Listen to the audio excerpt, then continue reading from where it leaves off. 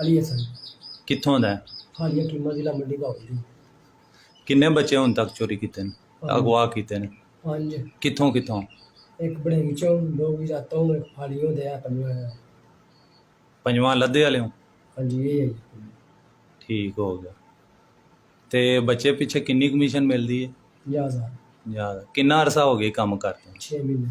Family ਦੇ ਕਿਹੜੇ ਕਿਹੜੇ ਮੈਂਬਰ ਨੇ ਤੇਰੇ ਨਾਲ? ਮਾਂ ਪਿਓ, ਭੈਣ ਭਰਾ। ਉਹ ਕਿੱਥੋਂ ਦੇ ਰਹਿਸ਼ੀ ਨੇ?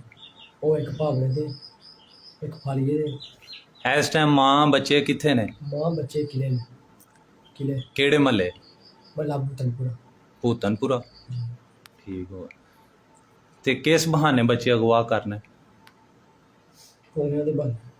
ਪੌਣਿਆਂ ਦੀ ਫੇਰੀ ਦੇ ਬਹਾਨੇ? ਜੀ। ਚਲੋ ਠੀਕ। ਤੇ ਫਾਲੀਏ ਦਾ ਜਿਹੜਾ ਗੈਂਗ ਹੈ ਉਹਦਾ ਨਾਮ ਨੂਮ ਦੱਸ, ਜਿਨ੍ਹਾਂ ਨੂੰ ਅੱਗੇ ਬੱਚੇ ਸਪਲਾਈ ਕਰਦੇ? ਨਾਮ ਉਹਨਾਂ ਦੇ 2 ਦੱਸੇ ਨੇ, ਉਹ ਹੀ ਨਾਮ ਨੇ। ਕੀ? ਸਾਤ ਤੜ ਅਲੀ ਮਾਨ। ਸਾਤ ਤਰੜ ਅਲੀ ਮਾਨ ਮਾਛੀ ਅਲੀ ਮਾਨ ਮਾਛੀ। ਮਾਛੀ। ਸਾਤ ਤਰੜ ਰਹਿਸ਼ ਉਹਨਾਂ ਦੀ ਕਿੱਥੇ ਹੈ? ਤੇ ਅਸ਼ਮਲਾ ਕੀਮਾ ਚ ਮਹੱਲਾ ਕੀਮਾ, ਜ਼ਿਲ੍ਹਾ ਮੰਡੀ ਬਾਉਲੀ। ਜ਼ਿਲ੍ਹਾ ਮੰਡੀ ਬਾਲਦੀ। ਅੱਗੋਂ ਰਹਿਸ਼ ਦਾ ਨਹੀਂ ਐਡਰੈਸ ਆਉਂਦਾ? ਉਹ ਕੀ, ਉਹ ਵੀ ਦੱਸ। ਉਹ ਸਾਡੇ ਗਲੀ ਚ ਘਰ ਹੈ। ਤੁਹਾਡੇ ਮਹੱਲੇਦਾਰ ਨੇ? ਹਾਂਜੀ। ਠੀਕ ਹੋ ਗਿਆ।